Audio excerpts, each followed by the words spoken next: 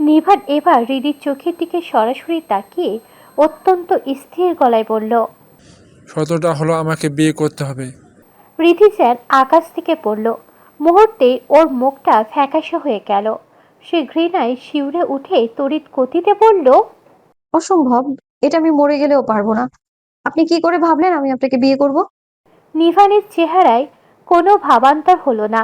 সে আগের মতোই নির্বিকার থেকে বলল, এত উত্তেজিত হচ্ছ কেন? তুমি পারবে কি পারবে না সেটাই জানতে তো আমি আসিনি। আমি তোমাকে শুধু আমার সিদ্ধান্তটা জানালাম। আমি তোমাকে বিয়ে করব আর সেটাই ফাইনাল। হৃদি এবার রাগে আর অপমানে ফেটে পড়ল। সে চিৎকার করে বলল, এখানে মরে গিয়ে পচে যাব, তবুও আপনার মতো একটা জানোয়ারকে বিয়ে করব না আমি কোনোদিনও না। হৃদির ঘৃণা ভরা কথা শুনে নিভান অট্ট হাসিতে ফেটে পড়ল। হৃদির আগে ফুঁসছে। তার যদি সামর্থ্য থাকতো তবে এই নিভানকে এখনই শেষ করে ফেলতো।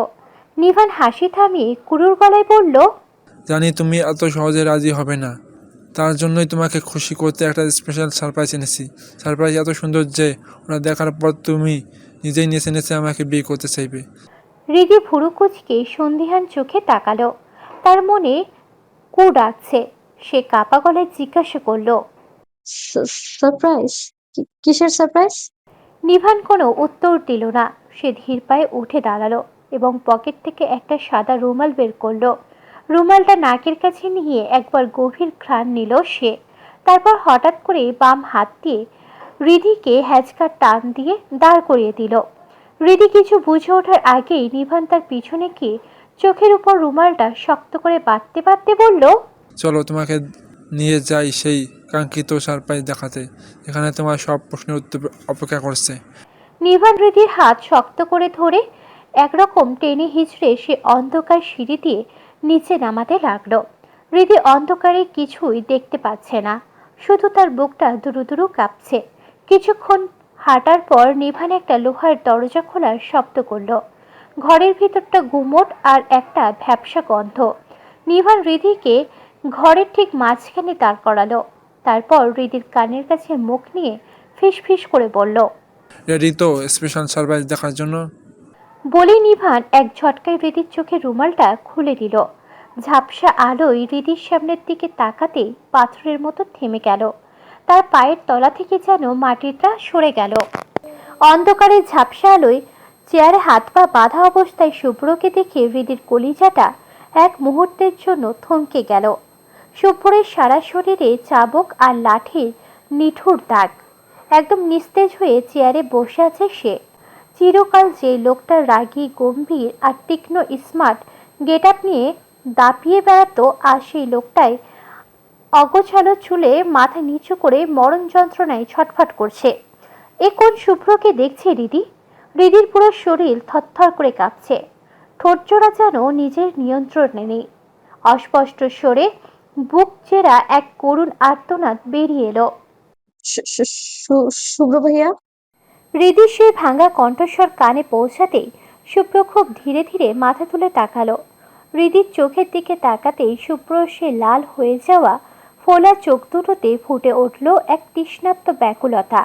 যেন এই একটা মুখ দেখার জন্য তাই আত্মাটা গত 20 দিন ধরে মৃত্যুর দরজে দাঁড়িয়ে অপেক্ষা করছিল। শুভ্র কোনো কথা বলতে পারল না, শুধু অপলক দৃষ্টিতে হৃদির দিকে তাকিয়ে রইল।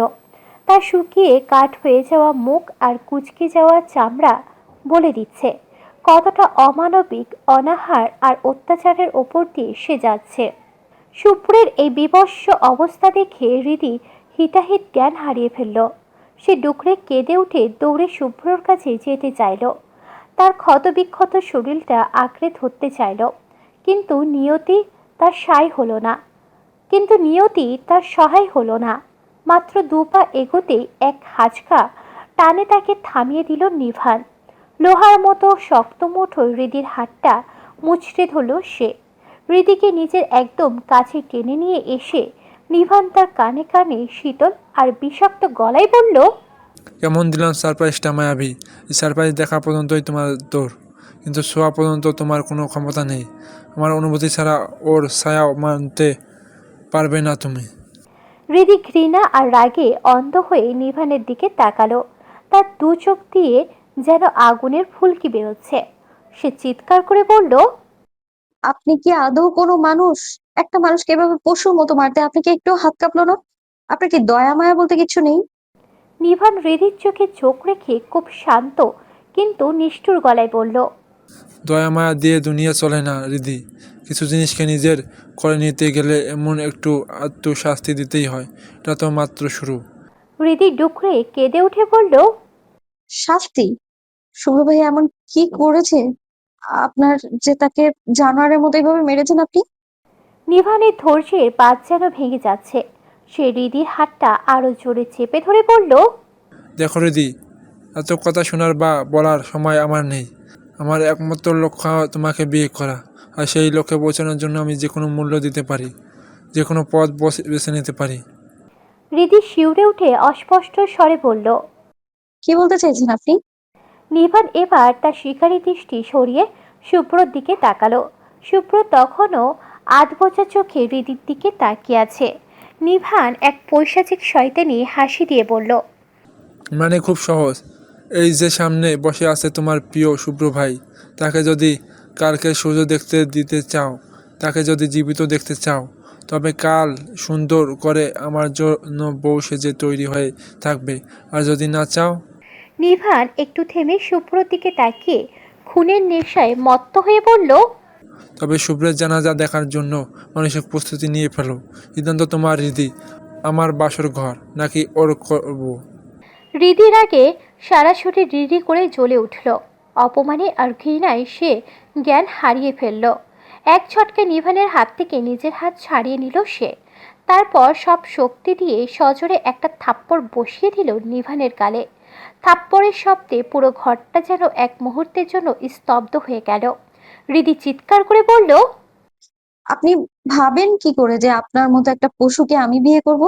মরে যাব আমি, জীবন দিয়ে দেব, তবু তো আপনাকে আমি কোনোদিনও বিয়ে করব না। থাপ্পড় খেয়ে নিভান একটুও রাগ করল না, বরং এক পৈশাচিক শান্ত ভাব বজায় রাখল। সে নিজের গালে হাত বুলিয়ে সেই হাতে একটা গভীর চুমু খেল। নেশাতুর চোখে হৃদির দিকে তাকিয়ে বলল, উফ, কি টেস্ট তোমার স্পর্শে প্রিয়। তুমি শুধু একবার আমার হয়ে যাও। আই প্রমিস, তোমার হাতে এমন থাপ্পড় আমি সারা জীবন খেতে রাজি আছি। বলেই নিভান অট্টহাসিতে ফেটে পড়ল। হৃদির আগে ফুঁসছে, তার বুকটা ধরফর করছে।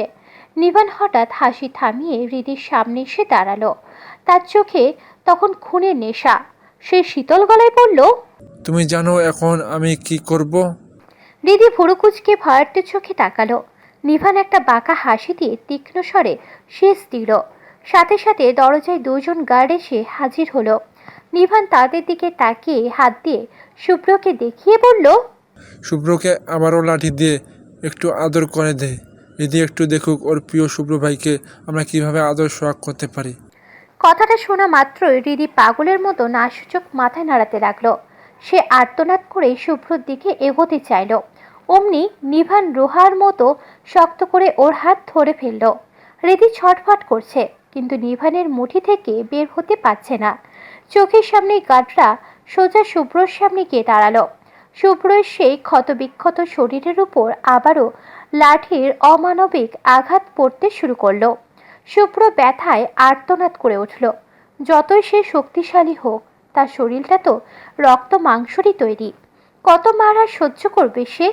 শুভ্র সেই বুক চেরা চিৎকার যেন তীরের মতো গিয়ে হৃদির কলিজায় বিচ্ছে।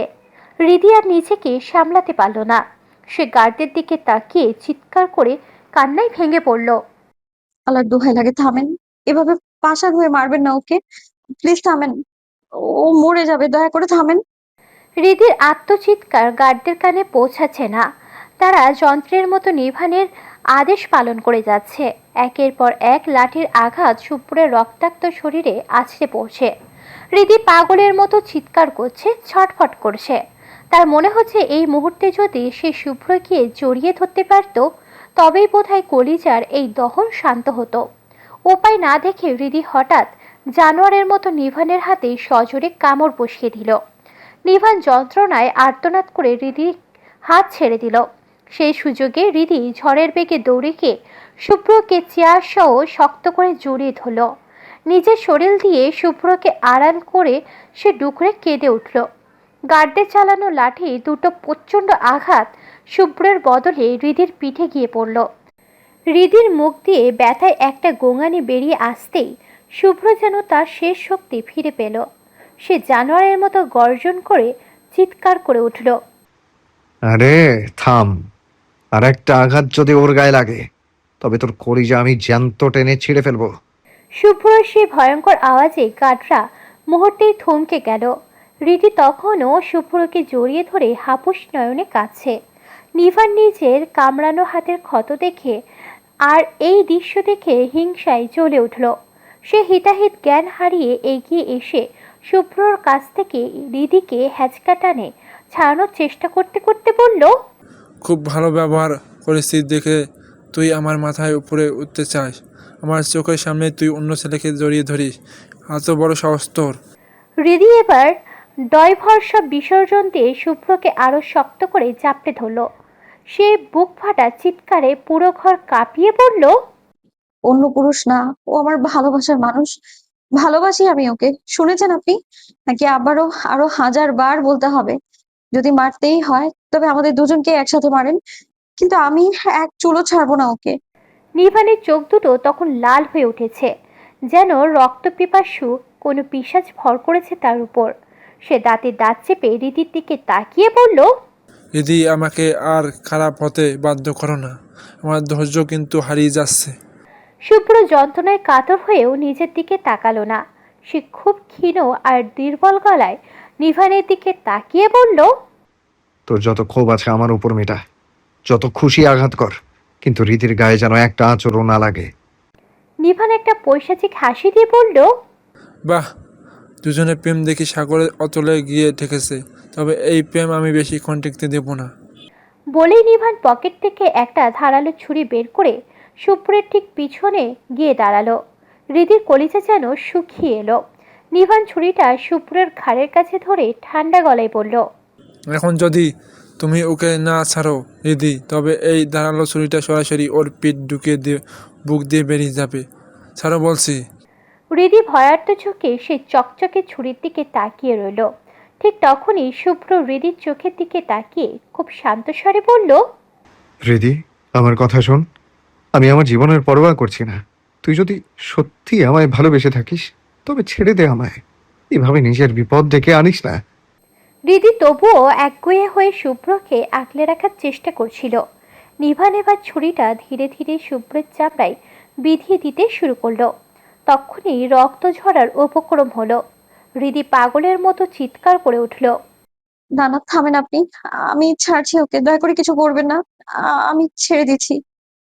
বলেই হৃদি শুভ্রকে ছেড়ে কাঁপতে কাঁপতে পিছিয়ে গেল। সাথে সাথে নিভান ইশারা করতেই দুজন গার্ড এসে হৃদির দুই হাত লোহার মতো শক্ত করে চেপে ধরল। হৃদি ছটফট করছে, কিন্তু নড়ার ক্ষমতা নেই। নিভান যেন এবার তার আসল ভয়ঙ্কর রূপটা দেখালো। সে মাটিতে পড়ে থাকা মোটা লাঠিটা তুলে নিল।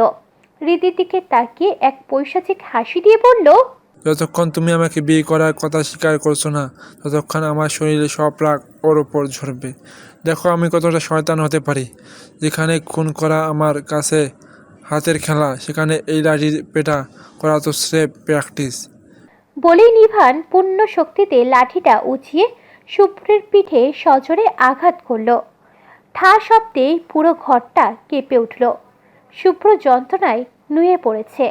রীতি আবারও পাগলের মতো চিৎকার করে উঠল। তার বুক ফাটা কান্না আসছে। নিজের চোখের সামনে শুভ্রর উপর এমন পাশবিক অত্যাচার সে আর সহ্য করতে পারছে না। প্রতিটা আঘাত যেন শুভ্রর গায়ে নয়, সরাসরি হৃদির কলিজায় গিয়ে লাগছে। সে চিৎকার করে বলল, প্লিজ এভাবে মারবেন না, থামুন। দয়া করুন, ও মরে যাবে। আল্লাহর দোহাই লাগে, থামুন। কিন্তু নিভানের হাতে থাকা লাঠিটা থামার কোনো লক্ষণ নেই। সে যেন এক উন্মাদ নেশায় মেতে উঠেছে। হৃদি বুঝতে পারল সে এখন পুরোপুরি হেরে গেছে। শুভ্রকে এই মরণ যন্ত্রণা থেকে বাঁচাতে হলে তাকে নিজের জীবন উৎসর্গ করতেই হবে। সবটুকু শক্তি দিয়ে হৃদি চিৎকার করে উঠল, আমি রাজি, বিয়ে করবো আমি আপনাকে। ছেড়ে দিন ওকে, আর মারবেন না। মুহূর্তেই নিভান থেমে গেল। লাঠিটা হাত থেকে সশব্দে মেঝেতে পড়ে গেল। শুভ্র তখন চেয়ারে একদম জ্ঞান হারানোর মতো নেতিয়ে পড়েছে। তার নিঃশ্বাস দ্রুত আর ক্ষীণ হয়ে আসছে। নিভানের ঠোঁটে ফুটে উঠল এক পৈশাচিক আর বিজয়ী হাসি। সে ধীর পায়ে হৃদির দিকে এগিয়ে এলো। হৃদির অশ্রুসিক্ত মুখের দিকে তাকিয়ে ব্যঙ্গাত্মক সুরে বলল, এই তো শোনা, লাইনে এসেছো। এই হ্যাঁ কথাটা আগে বললে কি হতো? হয়তো তোমার শুভ্র ভাই এতটা আঘাত পেত না। সি, এই তোমার ভালোবাসা নিজের জেদ ধরে রাখতে গিয়ে বেচারাকে অধমরা করে সারলে। হৃদি কান্নায় ভেঙে পড়ে অনুরোধের সুরে নিভানকে বলল, আমি রাজি, বিয়ে করবো তো আমি আপনাকে। প্লিজ শুভ্র ভাইকে ছেড়ে দিন। ওর শরীরের অবস্থা খুব খারাপ, এখনই ডক্টর দেখানো দরকার। ওকে দয়া করে বাড়ি পৌঁছে দেওয়ার ব্যবস্থা করুন। নিভান এক নিষ্ঠুর বিজয়ী হাসি দিয়ে জবাব দিল, উহ, তুমি আমাকে বিয়ে করার সম্বন্ধ দিয়েছ বলে ওর জীবনটা আপাতত বেঁচে গেল ঠিকই, কিন্তু মুক্তি সে এখনো পায়নি। মুক্তি সে তখনই পাবে যখন সে আমার বোন নেহাকে বিয়ে করবে। রাত 1টা। নিস্তব্ধ ঘরে রীতি একলা বসে চোখের জল ফেলছে। কিছুক্ষণ আগে গার্ড খাবারের প্লেট দিয়ে গেছে, কিন্তু সেই খাবার হাতে দেওয়ার শক্তিটুকু তার নেই, যাকে গত 6টি বছর ধরে নিজের মনের গভীরতম কোণে লালন করেছে, যাকে নিয়ে প্রতিটা স্বপ্ন বুনেছে। সেই শুভ্রভাই এখন নিভানের পৈশাচিক অত্যাচারে আত্মরা হয়ে আছে। আর কাল সকালে হৃদিকে অন্য কারোর বউ হতে হবে। চিরতরে হারিয়ে যাবে তার সবটুকু আশ্রয়। হৃদি আর সইতে পারল না। বালিশে মুখ গুজে শব্দ করে কেঁদে উঠল। আর অস্পষ্ট আর্তনাদ যেন দেওয়ালগুলোতে ধাক্কা দিয়ে ফিরে এলো। শুভ্র ভাই, আমি আপনাকে অনেক ভালোবাসি, বিশ্বাস করুন। আমি আপনাকে ছাড়া থাকতে পারবো না। ভীষণ ভীষণ কষ্ট হচ্ছে আমার। হৃদি ডুকরে ওঠা কান্নার মাঝে হঠাৎ একটা চিন্তার তীরের মতো তার বুকে বিঁধল শুভ্র ভাই। মানুষটা একটানা দানাপানি মুখে দেয়নি। একটু আগে যখন ও শুভ্রকে দেখেছিল, ওর ফ্যাকাশে আর শুকিয়ে যাওয়া মুখটা মনে পড়তেই হৃদির কলিজাটা যেন কেউ খামছে ধরল। হৃদি এক মুহূর্ত কী যেন ভাবল, তারপর হেঁচকি তুলে চোখের পানি মুছে সিনা টান করে দাঁড়ালো। তাকে এখন লড়তেই হবে। সে দরজার কাছে গিয়ে খুব সন্তর্পণে ফাঁক দিয়ে উকি দিল। দেখল একটা গার্ড বাহিরে ভারী বুটের শব্দ তুলে পায়চারি করছে। হৃদির মাথায় চট করে একটা বুদ্ধি খেলে গেল। সে পাশে রাখা ভারী মাটির ফুলদানির টপটা তুলে নিল। তারপর পুরো শক্তি দিয়ে সেটা মেঝেতে আছাড় মারল। ঝনঝন শব্দে টপটা চুরমার হওয়ার সাথে সাথেই হৃদি ব্যথায় কোকিয়ে ওঠার একটা নিখুঁত অভিনয় করল। মরে গেলাম। সেই আর্তনাদ শুনে গার্ডটা হন্তদন্ত হয়ে দরজা খুলে ভিতরে ঢুকতেই হৃদি এক হিংস্র বাঘিনীর মতো ওর উপর ঝাঁপিয়ে পড়ল। গলার ওড়নাটা পেঁচিয়ে ধরে সজোরে গার্ডের মুখ চেপে ধরল সে। অতর্কিত এই আক্রমণে গার্ডটা টাল সামলাতে না পেরে ধপাস করে ফ্লোরে পড়ে গেল। চিৎকার করার কোনো সুযোগই পেল না সে। হৃদি গার্ডটার বুকের উপর চড়ে বসে ওড়নাটা দিয়ে মুখে এমনভাবে পেঁচিয়ে দিল যে লোকটার নিঃশ্বাস নেওয়া দায়। এরপর লোকটার 2 হাত মুচড়ে ধরে হাঁচকা টান দিয়ে গেল খাটের কাছে। সেখানে পড়ে থাকা একটা পুরনো রশি দিয়ে গার্ডের হাত দুটো খাটের পায়ের সাথে কষে গিঁট দিয়ে দিল হৃদি। বাঁধন শেষ করে হৃদি সোজা হয়ে দাঁড়িয়ে হাঁপাতে হাঁপাতে গার্ডটার দিকে তাকিয়ে ঘৃণা ভরা ফিসফিস করে বলল, পড়ে থাকে এভাবে সারা রাত। এবার বুঝো বলো, একটা মেয়েকে খাঁচায় বন্দি করে রাখার মজাটা কেমন। বলেই রীতি আরেকটা সাদা ওড়নাটা মাথায় দিয়ে ভালো করে জড়িয়ে নিজের মুখটা আড়াল করলো। খাবারের প্লেটটা শক্ত করে হাতে নিয়ে বিড়ালের মতো নিঃশব্দে রুম থেকে বের হলো সে। করিডোর দিয়ে ভয়ে বুক দুরু অবস্থায় হাঁটতে হাঁটতে শুভ্রকে রাখা সেই অন্ধকার ঘরটার সামনে আসতে হৃদি অন্য একটা গার্ডের মুখোমুখি হয়ে গেল। গার্ডটাকে দেখা মাত্রই হৃদির আত্মা কেঁপে উঠল। লোকটা কুচকানো চোখের হৃদির দিকে তাকিয়ে আছে, যেন এক্ষুনি গর্জে উঠবে। মুহূর্তের মধ্যেই হৃদি কোনো উপায় না দেখে খাবারের প্লেটটা একপাশে রেখে গার্ডটার পা দুটো জড়িয়ে ধরল। কান্নায় ভেঙে পড়ে একদম কলিজা নেংড়ানো আকুতি জানিয়ে বলল, মামু, আপনি তো আমার বাবার সমান। মামা তো বাবার মতোই হয়। তাহলে আমি তো আপনার মেয়ের মতো। দোহাই আপনার, কাউকে ডাকবেন না। আমাকে শুধু একটা বার শুভ্র ভাইয়ের কাছে যেতে দিন। আমি শুধু ওকে এই খাবারটুকু খাইয়ে দিয়ে চলে আসবো। প্রমিস করছি কেউ কিচ্ছু টের পাবে না। জানেন তো লোকটা এক ঢোক পানিও খায়নি। একটা মানুষ না খেয়ে কতক্ষণ বাঁচে মামু? ওরও তো একটা জীবন আছে। আপনি তো মানুষ, খিদে জ্বালা তো আপনিও বোঝেন। তাহলে প্লিজ পাষাণের মতো আমার এই শেষ আশাটা ভেঙে দিবেন না।